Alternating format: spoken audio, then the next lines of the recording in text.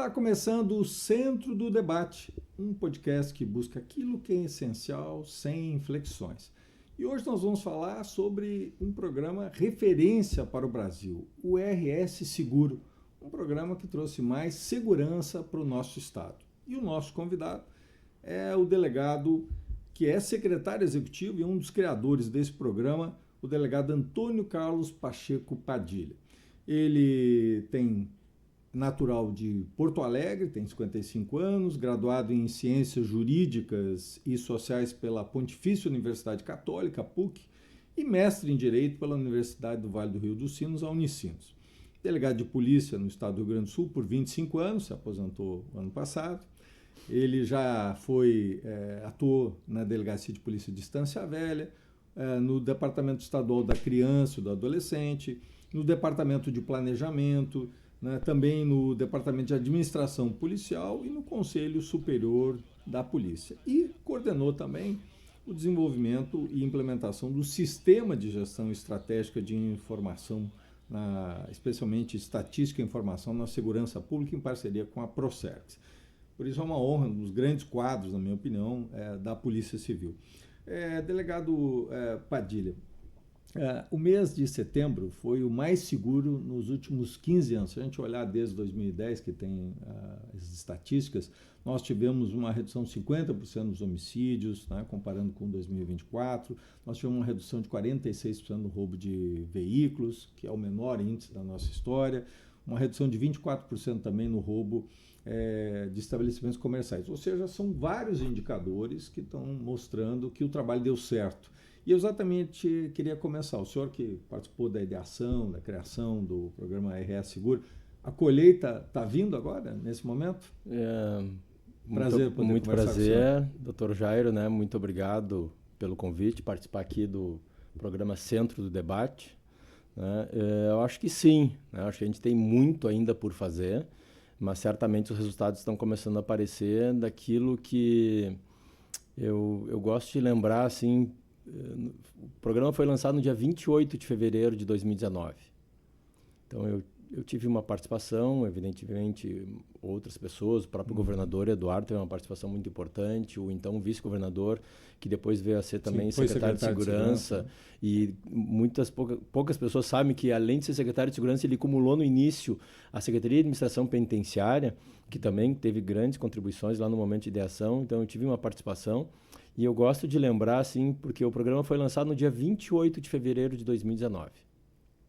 Foi a primeira política pública lançada no início da gestão daquele governo, no primeiro mandato do governador Eduardo, com o vice-governador Ranolfo Vieira Júnior. E faltando uns 10 minutos para o lançamento, Palácio Piratini lotado, toda aquela expectativa, ansiedade natural, apesar da experiência, para ver se tudo ia correr certo. O governador Eduardo e o vice Ranolfo me chamaram lá para a antessala, no gabinete, e o governador Eduardo botou a mão no meu ombro e disse para mim assim: eu acho que o senhor tem que fazer uma fala. E eu confesso que eu não tinha preparado nada para falar naquele dia, porque eu achava que estava tudo pronto, Estava lá as duas estrelas municipais, o governador e o vice, iam lançar o programa e assinar o decreto. E eu tive ali 5 minutos para pensar o que eu ia falar. E eu gosto muito assim, porque na hora me veio um insight. Tem que manter a calma, Palácio Piratini lotado, lançamento do programa, eu não posso fazer um fiasco aqui. E eu lembrei de uma frase, que eu gosto muito da biografia do 16º presidente americano, Abraham Lincoln, que dizia mais ou menos assim. Não é literal, mas como eu lembro que eu falei no dia e normalmente eu utilizo ela. Talvez nós não tenhamos o distanciamento no tempo para compreender a importância histórica desse momento.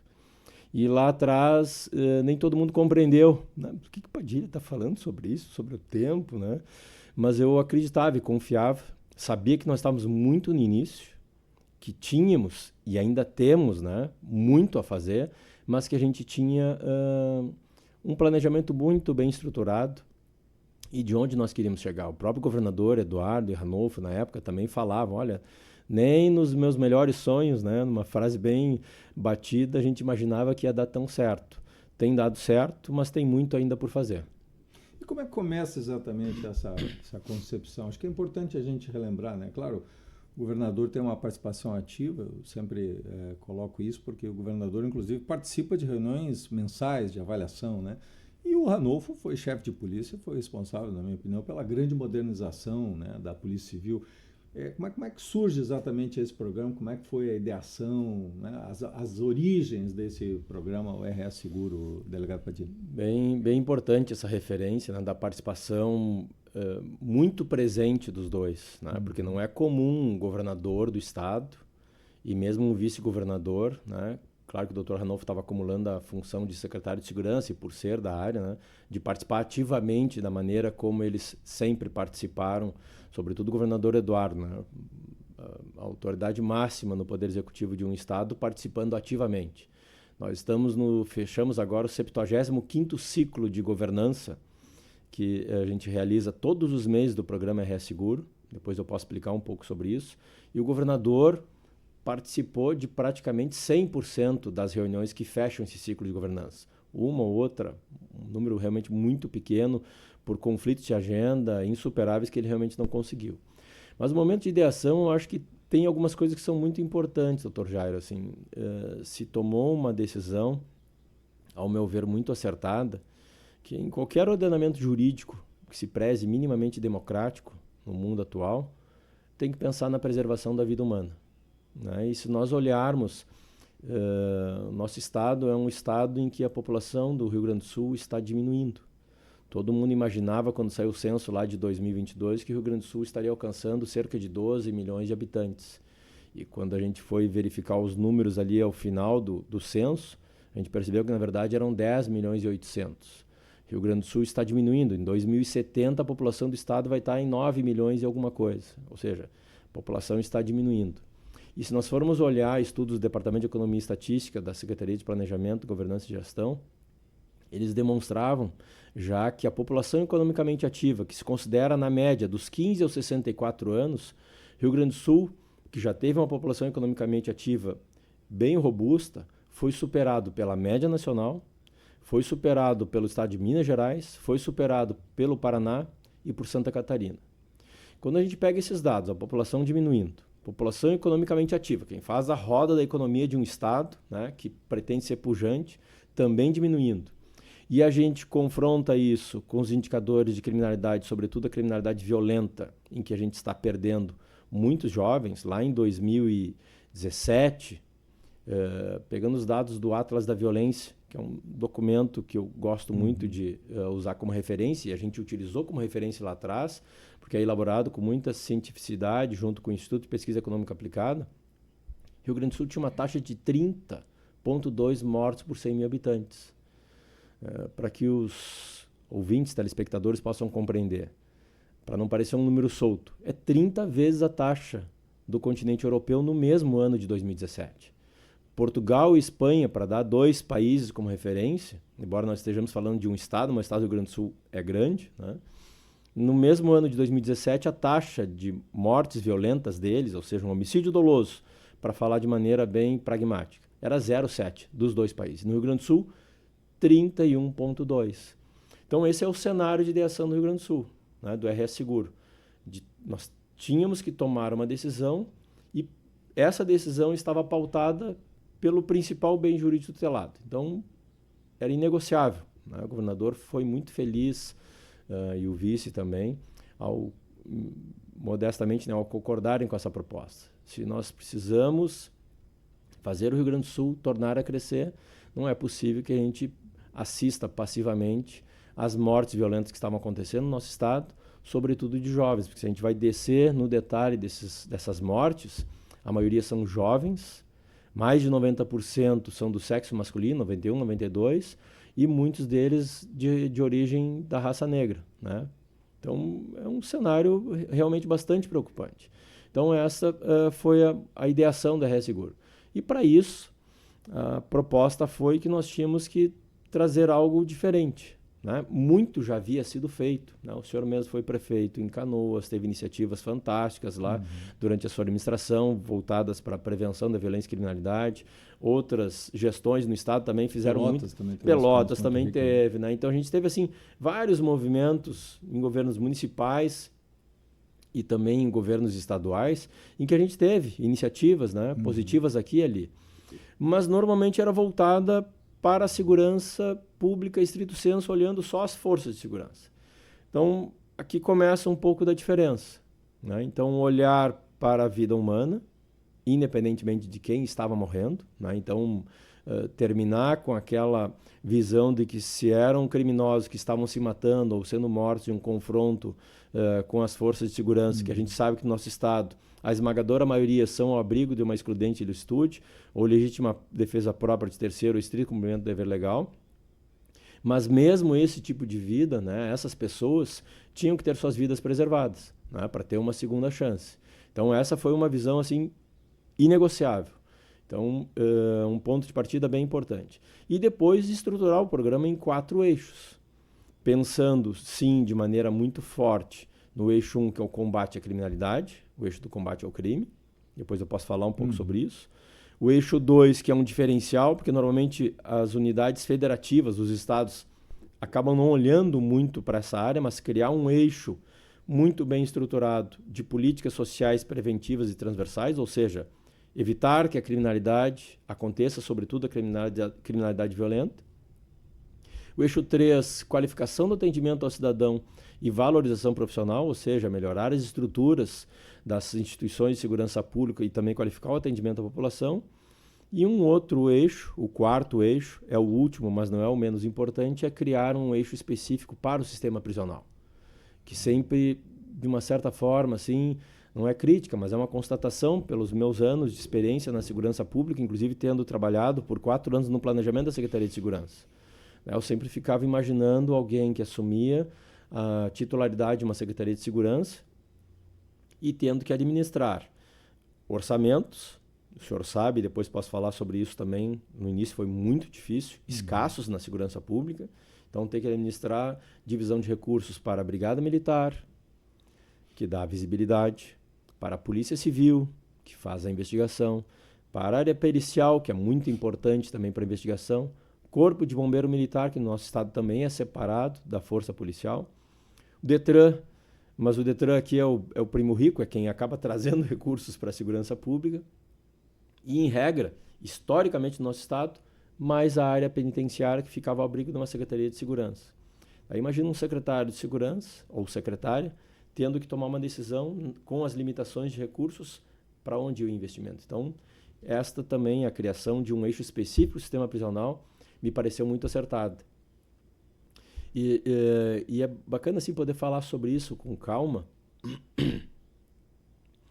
porque terminada a eleição, né, e aquilo que era no plano das ideias, vamos colocar agora em prática, durante a transição, houve toda uma negociação com o governo que ainda estava terminando o seu mandato, do governador Sartori, né? E eu gosto de fazer uma referência aqui, o Dr. Kleber Benvenu, que era o chefe da Casa Civil do governador Sartori, foi uma pessoa extremamente importante nesse processo de transição, porque as transições nunca são fáceis, né? Quem perde, enfim, tem as feridas. Eu não transito pela área política, estava falando com o senhor nos bastidores aqui, mas a gente percebe isso. E durante a transição, o governador encaminhou um projeto de lei ao governador, o governador eleito, Eduardo, encaminhou um projeto de lei para o governador que estava encerrando seu mandato para a reestruturação das secretarias de Estado. Então, no dia 2 de janeiro, quem quiser pode fazer essa pesquisa, vai olhar a legislação da estruturação das secretarias de Estado, está lá pela primeira vez, né, nos tempos modernos pelo menos, a Secretaria de Administração Penitenciária desvinculada da área da segurança, já contemplando esse eixo 4 do programa Resseguro, que tinha um olhar diferenciado para essa estrutura. Delegado Padilha, uma das bases ou ideias, né, do RS Seguro foi trabalhar com os municípios com maior índice de criminalidade, né? Esse foco foi fundamental, porque muita gente dizia, não, você tem que olhar o estado todo, mas vocês focaram naqueles municípios que detinham grande parte dos crimes, né, dos homicídios, né, da violência. Sim. Esse foi o caminho para dar certo? Esse foi o caminho, é bem observado, Dr. Jairo, assim, porque é evidente, né, que quando... Acho que no início eram uns 20 municípios? No início eram 18 municípios, 18. O primeiro ano eram 18, né? E no segundo ano já a gente fez uma correção e incluímos mais 5 municípios que se mantêm até hoje 23 municípios. A criminalidade, sobretudo a criminalidade violenta, é importante que os ouvintes do programa saibam disso, né? Aqueles que não são da área, ela não acontece de maneira uniforme em um território. E isso não é uma realidade de Porto Alegre, não é uma realidade do Rio Grande do Sul, não é uma realidade do Brasil. Isso acontece no mundo inteiro. A criminalidade violenta, ela tem um princípio que se chama de territorialidade. Então, ela tem uma concentração. O crime violento não acontece de maneira uniforme em todo o território. A gente pode pegar qualquer divisão geográfica e a gente vai verificar que há concentração. E, evidentemente, que a gente fez uma escolha, né, de priorização dos indicadores. Então, ao fazer essa escolha e considerando que a vida humana era o principal bem jurídico a ser tutelado, nós fomos nos debruçar sobre os números e verificar onde estava a concentração dos crimes violentos letais intencionais. Para que os ouvintes entendam o que é isso, aquele crime que leva a um tribunal do júri, certo? Então a gente fez esse mapeamento. Do ano de 2018, não, a gente fez realmente sim, um trabalho com bastante profundidade, considerando os últimos 10 anos, os últimos 5 anos, os últimos 2 anos, e analisando números absolutos, taxas e as suas variações. Com isso, nós chegamos no primeiro ano, 18 municípios, e logo no segundo ano, com uma correção, a gente acrescentou mais 5 municípios, chegando a 23. E nós fomos nos debruçar sobre os números. Esses municípios também concentravam outras criminalidades violentas que nós já tínhamos tomado a decisão que deveriam também ser perseguidas de maneira implacável. O roubo a pedestre, porque é aquele indicador, não só no Rio Grande do Sul, mas também no Rio Grande do Sul, havia índices elevadíssimos, né, extremamente elevados, né, que afeta muito o trabalhador. Exatamente isso. Então, por que o roubo a pedestre? Porque é aquele que ataca a população que normalmente está numa parada de ônibus, né, aguardando para ir para o trabalho ou voltar para o trabalho, aquele servidor, aquele funcionário que vai receber o seu recurso no final da semana e acaba tendo esse recurso subtraído, telefone celular, enfim. E é aquele indicador, Dr. Jairo, que traz a sensação de segurança ou insegurança para a população em geral, se ele aumenta ou diminui. Né? Eu não gosto muito de falar da realidade de outros estados, porque eu não vivencio isso em outros estados. Mas se a gente for dar uma pesquisada rápida nas notícias divulgadas recentemente na região sudeste do nosso país, sobretudo em São Paulo e Rio de Janeiro, a gente vai ver que realmente a população está bastante preocupada, que não pode andar com o telefone na mão. Né? Então, o roubo a pedestre tem essa conotação daquele impacto que ele traz na população em geral. O roubo de veículos, porque no Rio Grande do Sul também havia números elevadíssimos, né? Então esses 2 crimes, além dos CVLIs, foram escolhidos pela concentração.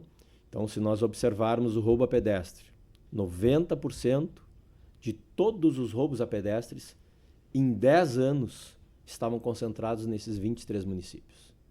Então, isso quer dizer que 10% em 10 anos espalhados nos outros 474 municípios do Rio Grande do Sul.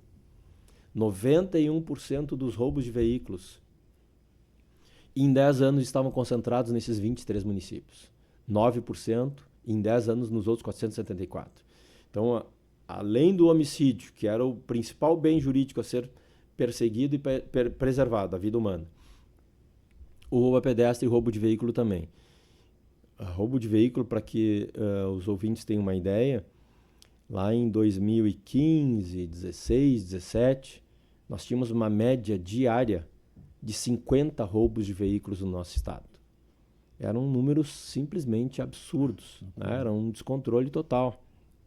E aqui eu não estou falando criticando quem estava à frente da gestão da segurança pública na época, mas era realmente assim, algo que preocupava, né? Todo dia, qualquer um de nós ouvia que algum conhecido ou algum familiar ou alguém, né, soube que alguém foi vítima de um roubo de veículo, inclusive com casos graves. E roubo de veículo tem essa outra conotação. Porque dependendo da reação da vítima, e é aquele crime que muitas vezes a vítima reage mal, o que é reagir mal? Né? Acaba se assustando e quer tentar fugir, porque está com um veículo na mão e acha que vai poder. Acaba transbordando por um latrocínio que é extremamente grave. Então nós escolhemos esses 3 indicadores principais, né? E sobretudo pela concentração deles nos 23 municípios. Desculpa. E esse trabalho deu certo, né? Porque eu queria lhe trazer um indicador, que eu acho que talvez seja importante para balizar exatamente essa sua análise. O senhor falou, acho que é 2018, 2019, nós tínhamos lá 31 homicídios a cada 100 mil habitantes, né? 17. Isso lá em 2017. Se nós, a ONU, por exemplo, recomenda, digamos, né, que o limite aí seriam 10 homicídios a cada 100 mil habitantes. Então já estava muito longe daquilo que a ONU recomenda, né, como um teto. E agora nós conseguimos chegar nesse patamar, né? Os dados de setembro mostram que nós chegamos nesse indicador. Isso é um grande avanço, né? Porque se a gente olhar 10 anos atrás, lá em 2015, quando nós tivemos aquela explosão da violência, né, em crescimento, nós temos uma ação progressiva e sustentada, né, delegado Padilha? Acho que essa talvez seja a grande mudança, né? Você tem uma política que foi implementada e que foi dada sequência em todo esse período, desde que iniciou lá em 2019 até agora, é uma política que não teve interrupção, né? Sim, perene, né, com um objetivo muito claro, diferente de meta. Muitas vezes o pessoal do centro do país, né, e estudiosos do IPEA, Instituto Sou da Paz, Fórum Brasileiro, o pessoal me pergunta, tá, mas como assim vocês não têm meta? Sim, nós trabalhamos sem instituir uma meta. Pode parecer um pouco estranho, né? Mas foi, eu acho que também uma decisão bem acertada, porque a meta na segurança pública, de uma certa forma, ela acaba soando um pouco artificial. Que é diferente de uma fábrica, né? Uma fábrica de automóvel. Você tem controle total, né? Tem controle total. Tu coloca insumos lá de um lado e se nada der certo durante o processo de montagem, tu sabe que vai sair um veículo do outro lado. A criminalidade, sobretudo a criminalidade violenta, é um fenômeno extremamente complexo, né? E aqui foi esta compreensão, né, que nos trouxe a certeza de que nós deveríamos trabalhar, sim, muito forte no eixo do combate à criminalidade, mas também trabalhar com outras frentes, sobretudo na prevenção, porque depende de diversos fatores. Nós termos mais ou menos crimes, evidente que tudo que tem sido conquistado hoje aqui no nosso estado tem um trabalho fantástico das forças de segurança. A Brigada Militar tem sido assim implacável, né, no combate à criminalidade, junto com a Polícia Civil, o Instituto Geral de Perícias, Bombeiro Militar também tem participado ativamente no combate à criminalidade, embora não seja sua atuação precípua. A SUSEP, a nossa Polícia Penal, também tem um trabalho fantástico, além de Ministério Público e Poder Judiciário. Então tem funcionado muito bem o sistema de justiça criminal como um todo, em todo o seu ciclo, né? Com ajustes que são necessários serem realizados com frequência, com evoluções que são necessárias e foram pensadas para serem implementadas ao seu tempo. Mas não depende somente de um bom sistema de justiça criminal nós termos mais ou menos criminalidade, né? Tem diversos fatores que são externos, que são exógenos. Se nós tivermos... Vou dar um exemplo aqui que às vezes causa um pouco de frisson, né? Nós tivermos uma legislação que seja mais flexível ao acesso de armas de fogo. O Brasil, o IPEA traz diversos estudos, é um país em que, em média, 71% dos homicídios são cometidos com arma de fogo. E cada vez mais com armas de fogo com maior letalidade, a saber, pistolas, né, um equipamento, uma arma de fogo automática, e fuzis e carabinas, que são armas, na verdade, de guerra, né? Então, se nós tivermos uma maior flexibilidade para que a população acesse esse tipo de arma, possibilitando inclusive, não estou dizendo que todas, mas possibilitando inclusive que nós tenhamos desvios, como já foi visto em investigações de polícias civis do nosso país, até mesmo da Polícia Federal, tendo mais acesso à arma de fogo, evidentemente que a gente tem um risco maior de termos homicídios provocados com arma de fogo. Então vejam que não depende só da força de segurança, né? Da mesma forma, a questão de emprego, renda, como o Estado, lato sensu, governos federal, estadual, municipais e a sociedade civil organizada, trabalha nos territórios mais vulnerabilizados, né, onde as pessoas que vivem nesses territórios, a esmagadora maioria das pessoas que vivem nesses territórios são pessoas de bem, mas dependendo da localidade, se não houver uma ação do Estado, elas ficam lá acuadas pela criminalidade, sobretudo pelo controle de tráfico de drogas.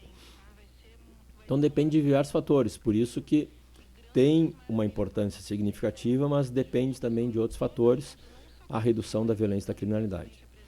Obrigado, Padilha. O senhor falou muito bem da integração, né, que foi um fator muito positivo do RS Seguro, das políticas de segurança, essa integração, a Polícia Civil, a Brigada Militar, a Polícia Penal, o trabalho também do IGP, né? Então toda essa integração, o próprio também Corpo de Bombeiros. Mas uma das bases dessa integração foi estatística, foi informação, quer dizer, uma informação que ajudou a combater o crime com inteligência. E o senhor teve também uma participação fundamental nisso, através dessa a criação de um sistema de informação e com a própria participação ativa da Procergs. Como é que o senhor vê essa evolução? Porque eu, no início, eu acompanhei em 2009, 2010, todo o esforço na segurança e havia uma certa dificuldade de trabalhar com a estatística, com a informação, né? Há uma mudança cultural hoje, né? E hoje a própria Brigada Militar, a Polícia Civil, eles são os principais defensores da informação e da estatística. Como é que o senhor vê essa mudança nós estamos falando aí de 15 anos, né? Uma mudança cultural? Sim, é realmente uma mudança cultural, né? Às vezes as pessoas me perguntam assim e querem saber, dá uma fórmula mágica aí, né, para o sucesso que o Rio Grande do Sul tem atingido. Não tem uma fórmula mágica. São diversas iniciativas que foram sendo desencadeadas, cada uma delas ao seu tempo, né, que o conjunto delas tem possibilitado essa mudança de cultura no sistema de justiça criminal do nosso estado, não só na segurança pública. Eu acho que é importante dizer isso, no sistema de justiça. Essa atuação realmente convergente, né, com a participação muito importante também do Ministério Público e do Poder Judiciário. O sistema de gestão estatística tem uma história muito bacana, sabe? Eu tive o privilégio, né, de estar à frente do RS Seguro, tenho o privilégio de estar à frente do RS Seguro desde o início. Uhum. E uma questão que chega a ser simples, né? Se nós temos que resolver um problema, qualquer que seja, nós temos que conhecer esse problema. E se a resolução desse problema depende de diversos atores, a informação tem que ser a mesma, né? Grosso modo, né? Não estou falando aqui de informações de investigação que são sigilosas. Sim, claro. Né? Vamos tornar aqui que o nosso problema são os indicadores de criminalidade. Homicídios, roubos a pedestres, roubos de veículos, e depois eu posso explicar de um quarto indicador, que foi também uma estratégia que a gente adotou para o engajamento de cada um dos atores nesses 23 municípios. Então nós tínhamos que ter uma informação única. E como o senhor muito bem disse, né, as informações, cada instituição tinha as suas. Então a Polícia Civil tinha as suas estatísticas, que muitas vezes eram diferentes das estatísticas da Secretaria de Segurança, a Brigada Militar tinha a sua forma de acompanhar os seus dados, IGP da mesma forma, Ministério Público nem se fala, Judiciário outra realidade. Então desde o início a gente tinha também isso muito bem estruturado. Temos que ter uma informação única para que todos possam olhar para a mesma informação e resolver aquilo que é um problema comum, mesmo que a gente tenha atribuições e competências diferentes que sejam complementares. E no começo foi muito engraçado, se a gente resgatar as fotografias das primeiras reuniões do programa RS Seguro, lá no prédio ainda, na Voluntários da Pátria, por estar desde o início na frente do RS Seguro, eu tive o privilégio de poder pensar servidores com muita capacidade. Então, assim, o que a gente tem hoje do Sistema de Gestão Estatística em Segurança Pública, o GSEG, tem sido premiado internacional e nacionalmente, graças aos servidores também que eu consegui, né, buscar na Fundação de Economia e Estatística, na própria Secretaria da Fazenda. Então, até um agradecimento, posso fazer um agradecimento público aqui, né, ao Rafael, a Gisele, ao Henrique, a Thaís, né, ao Vilmar, esse time fantástico, acho que eu não esqueci de nenhum deles, né? Que foram os grandes artífices. Que nos ajudaram, né? Então, assim, eu passava as diretrizes para eles, né, do que nós precisávamos, e eles, né, mais especificamente nesse caso, todos tiveram uma participação muito importante, né? Mas especificamente o Rafael, que é estatístico, fazia uma programação em R e extraía da base de dados da segurança pública e gerava os relatórios de acordo com o que nós tínhamos pensado e idealizado. Então, as primeiras reuniões, a gente gerava esses relatórios, inclusive com mapas e gráficos, linha de tendência, mas tudo no PDF. E mandava para todo mundo por e-mail. Então, olha a primeira fotografia da primeira reunião da Secretaria de Segurança. De maneira assim, eu gosto de brincar, o governador Eduardo é extremamente espirituoso, né? E acho que em umas 2 ou 3 oportunidades, ele, durante as reuniões, imagina assim, salão lotado, só as forças de segurança, né? Mas RS Seguro no começo ali, ele olhava aquele material e disse, delegado Padilha, isso aqui está muito bom. Mas está bem artesanal, né? A gente podia pensar numa coisa mais tecnológica, né?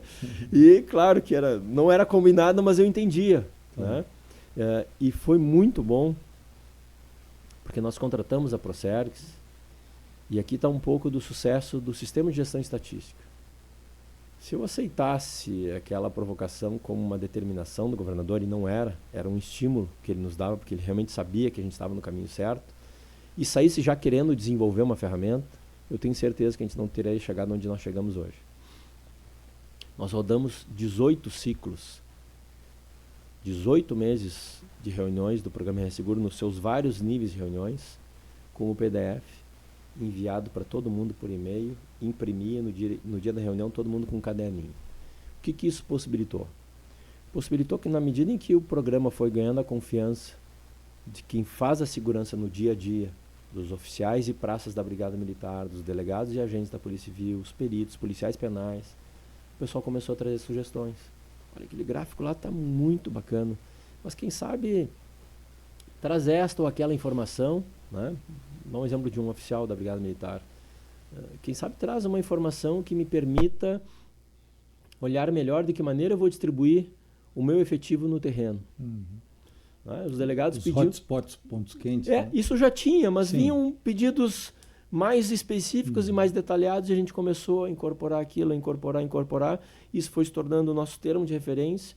Em 18 meses eu procurei o governador, olha, governador, estamos prontos. E ao vice-governador Ranolfo, podemos contratar uma solução. Né? E daqui, evidentemente, que a liderança dele e do Dr. Ranolfo na época foi muito importante. Foi a primeira vez que eu consegui sentar à frente do presidente da Companhia de Processamento de Dados para negociar um contrato que teria que ser diferente. E a Procergs também foi fantástica nesse processo, né? Porque eles entenderam o que nós estávamos propondo, e o contrato foi diferente na medida em que nós não assinamos simplesmente um contrato, né? Nós assinamos uma parceria, porque a equipe que trabalha comigo na RS Seguro trabalhou em conjunto, nós tínhamos um time único. E diferentemente, aqui não é crítica, não é juízo de valor. Muitas vezes a Procergs é contratada e ela subcontrata uma empresa para desenvolver determinada funcionalidade. É normal isso em qualquer lugar no mundo.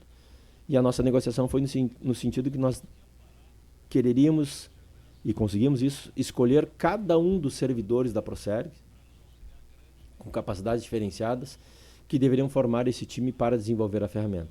E por isso que ela deu tão certo. Então, todo o processo de maturidade, a gente ouviu a ponta, né, e teve paciência para desenvolver a ferramenta. Delegado Padilha, o senhor falasse um pouco mais, porque também um elemento central, o senhor fez referência a isso, foi a questão do trabalho com a comunidade, né? Com a população, com os jovens, atividades esportivas, culturais, formação profissional, ou seja, uma ação positiva, né? Não só o combate, aquela visão mais clássica, né, da tropa na rua, mas também esse olhar social. Como é que é o balanço, né, nesse período todo desse resultado, né, dessa área social? Muito positivo também, mas também com a compreensão de que a gente tem muito a fazer, né? Certamente nós temos ainda alguns meses nesse ano e todo ano que vem, e o próximo governo que assumir certamente vai ter que fazer muita coisa, mas a gente conseguiu trilhar. É um caminho assim que eu confesso assim, que eu me emociono quando eu lembro assim, tudo que a gente fez, né? Porque a nossa primeira decisão nesse eixo 2 das políticas sociais preventivas e transversais foi no seguinte sentido. Bom, nós temos 23 municípios, e acho que é importante uma referência que o senhor fez. O programa RS Seguro é para os 497 municípios do estado do Rio Grande do Sul. Mas ele tem um olhar prioritário, mas não esquece dos demais, né? Tem um foco prioritário para esses 23. E no eixo 2, o que a gente fez? Nós pegamos os 23 municípios e selecionamos os bairros. Quais bairros? Também utilizando a mesma métrica da territorialidade, dentro desses 23 municípios, quais eram os bairros mais violentos, considerando aqui também os homicídios, e agregando o aspecto de vulneráveis sob aspecto socioeconômico, com algumas regras. Olha, cada município, porque tem municípios pequenos entre esses 23, né? Pequenos, vamos lá, os 23 municípios concentram mais de 51% da população do estado. Então, eles têm uma população considerável, né? Mas a gente sabe que dos 474, Rio Grande do Sul é pródigo, né, intermunicípios, é o terceiro estado da federação com maior número de municípios. Primeiro, Minas Gerais, com 853, eu acho. São Paulo, com 645, e daí Rio Grande do Sul é o terceiro. Todos os municípios são importantes, né? Então, nós tomamos a decisão de olhar para esses 23 e escolher ao menos um bairro, no máximo 3 de cada um desses 23, com exceção de Porto Alegre, que a gente escolheu 5 bairros, pelo tamanho de Porto Alegre. Sim, Porto Alegre tem Rubem Berta, é maior do que a maioria dos 474 municípios que estão fora da priorização inicial do programa Resseguro. E a ideia inicial é, ao olhar para esses 23 municípios, mapear os bairros. A gente mapeou 69 bairros / regiões, que tem municípios que a divisão administrativa é um pouco diferente. E dentro desses bairros a gente olhou também para as escolas. Quais as escolas que tinham os piores indicadores. Então a gente criou um indicador específico do programa Resseguro para analisar essas escolas e selecionando lá 196 escolas com os piores indicadores dentro desses bairros. 98 estaduais, 98 municipais. E o desafio foi desde o início. Como o programa Resseguro está vinculado ao gabinete do governador do estado, né, ou seja, quando a gente está conversando com as outras secretarias, é sempre com a validação do governador, isso é um fator importante também. Desculpa. Nosso desafio sempre foi procurar as secretarias e solicitar que elas olhassem, não esquecendo dos outros municípios, né, e não esquecendo dos outros bairros dentro dos 23 municípios, mas olhar prioritariamente para esses bairros e, sobretudo, para essas escolas. E ali a gente começou a desenvolver diversas iniciativas, da Secretaria da Cultura, Assistência Social, própria Secretaria de Educação, Trabalho e Renda, e a gente começou, chamava secretarias, apresentava o programa Resseguro, toda a metodologia, aqui estão os municípios, aqui estão os bairros, as escolas que devem ser priorizadas, e pedia que as secretarias apresentassem propostas, e algumas a gente mesmo fomentou dentro do próprio Resseguro pelo gabinete do governador. Passados os primeiros 4 anos, o governador foi reeleito. Dia 27 de janeiro de 23, eu fiz uma reunião com ele, em que ele me convidou para permanecer. E nesta reunião eu disse para ele que nós tínhamos que aprimorar essa metodologia do eixo 2. Porque muito embora a gente estivesse fazendo muita coisa legal, o senhor sabe, né? O senhor foi prefeito, o estado acaba sendo um pouco distante da vida real das pessoas lá no território. O município é muito mais próximo, né? O município é muito mais próximo. E o nosso desafio, o nosso desejo era, sem sombrear, sem sobrepor as iniciativas municipais, mas o estado desenvolver algumas ações mais próximas da comunidade. Então o governador concordou e nós desenvolvemos uma nova metodologia que ficou realmente assim muito bacana, né, em que a gente pegou esses 23 municípios e fez diversas simulações. Nós pegamos o mapa dos municípios e nós largávamos hexágonos no mapa dos municípios, cada hexágono com 25 mil metros quadrados, e lançando ali as ocorrências de homicídios dolosos, consumados e tentados, já considerando inclusive os primeiros 4 anos do Resseguro, e a gente pegou inclusive 2018 para daí já ter 5 anos, um número mais fidedigno. A turma trabalhou lá com várias simulações de ciência de dados, geoprocessamento, e a gente chegou em 44 clusters, que a gente chama de 44 territórios. Priorizamos 17, e em 15 de dezembro de 2023 o governador lançou com os prefeitos dos municípios, que a gente chama hoje de Resseguro Comunidade, né, que tem dado muito trabalho, mas também muito orgulho, né, porque a gente mapeou 17 territórios, 10 deles em Porto Alegre, pelo tamanho de Porto Alegre e pela criminalidade de Porto Alegre, um em Canoas, em uma região que o senhor conhece muito bem, lá em Guajuviras, né, uma em Viamão, que é Jari e Augusta, um território que faz divisa entre São Leopoldo, Santos Dumont e Santo Afonso, em Novo Hamburgo. Então a gente desconsiderou inclusive a fronteira entre os dois municípios. O território é esse aqui. Aqui que está o problema. Um em Caxias do Sul, que é o Santa Fé, e 2 em Santa Maria. E nesse lançamento, né, foi bem emocionante, assim, porque a gente viu o Palácio Piratini lotado, não coube todo mundo que foi convidado, e sobretudo, por que foi legal? Porque as pessoas destas comunidades, porque a gente foi ouvir essas comunidades dos 17 territórios. Então o Palácio Piratini estava lotado lá, e com a RS Seguro Comunidades o desafio é, o governador sempre diz, cultura. Falava isso para a secretária Beatriz e continua falando para o secretário Eduardo Loureiro, para dar um exemplo assim, de uma área que é fantástica para a prevenção da violência e criminalidade. A cultura tem que ser disseminada, né? Tem que ser uma política pública para todo o Estado. Mas, secretários, olhem prioritariamente para esses territórios aqui. Se tiver que começar por algum lugar e não houver recurso para tudo, olhe prioritariamente para cá. E é isso que a gente vem fazendo desde 15 de dezembro de 2023. Lá atrás, para os 23 municípios, nos bairros selecionados, e 15 de dezembro de 2023, com a RS Seguro Comunidades, procurando inundar, né, esses territórios com diversas ações sociais, e que são assim, poderia ficar um dia inteiro falando, né? O que foi muito legal também, o Estado não fez isso sozinho, fez e está fazendo com as prefeituras, fez e está fazendo, por exemplo, com instituições não governamentais, como por exemplo a CUFA, Central Única das Favelas, em que, eu não sei se o senhor sabe, mas Expo Favela e Taça das Favelas são 2 eventos promovidos pela Central Única das Favelas. Muito sucesso. Né? Muito sucesso em outros estados da federação. Foi a partir do RS Seguro que a gente conseguiu trazer esses 2 eventos extremamente importantes aqui para o Rio Grande do Sul, em parceria, inclusive, com diversas secretarias. Né? Então a gente criou uma figura, foi a primeira vez que se criou uma estrutura de termo de fomento no Poder Executivo Estadual, com uma legislação nova. A gente pegou, por exemplo, na Secretaria de Segurança, recursos. RS Seguro, embora esteja vinculado ao gabinete do governador, fomenta essas interlocuções com as secretarias. Então a gente fez uma provocação à Secretaria de Segurança.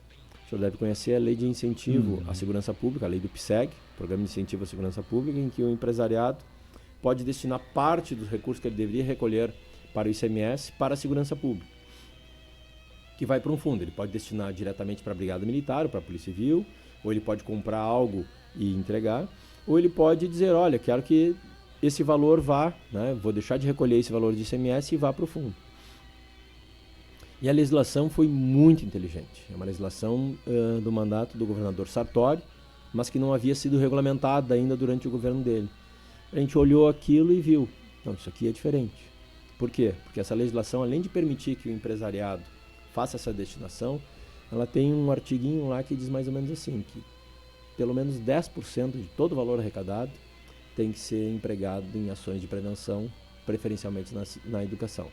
Então a gente pega esse recurso, sempre ouvindo evidentemente o conselho, que é administrado pelo secretário de Segurança, e acaba possibilitando que a gente esteja hoje na 3ª edição do Taça das Favelas, com uma quantidade enorme de jovens de todos os municípios da RS Seguro participando, inclusive alguns de fora da RS Seguro.